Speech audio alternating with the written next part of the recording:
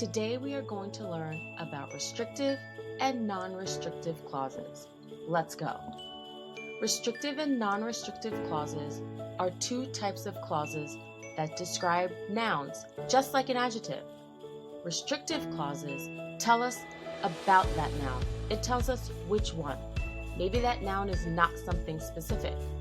A non-restrictive clause is for a noun that is already specific. Maybe it's a name or something that there is only one of. Let's look at some examples. In the first example, my parents, who live in Florida, visit often. The clause, who live in Florida, is extra information. We know which parents. It is not needed in this sentence, so the clause who live in Florida is a non-restrictive clause and needs commas around it because the sentence makes sense without it. In the next example, my brother, who lives in Brooklyn, is an artist, is similar.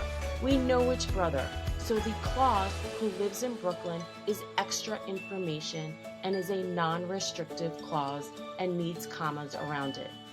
If there were many brothers, then the clause who lives in Brooklyn would be necessary, and this would be a restrictive clause.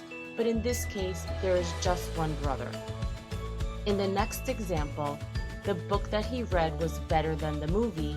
The clause that he read is essential to the sentence.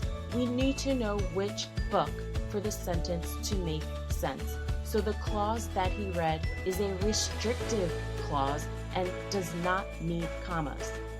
In the last example, Ghost, which was written by Jason Reynolds, is his favorite book. The clause, which was written by Jason Reynolds, is extra information and not needed for us to understand the meaning of the sentence. Because Ghost is his favorite book, still makes sense without it. Thanks for watching.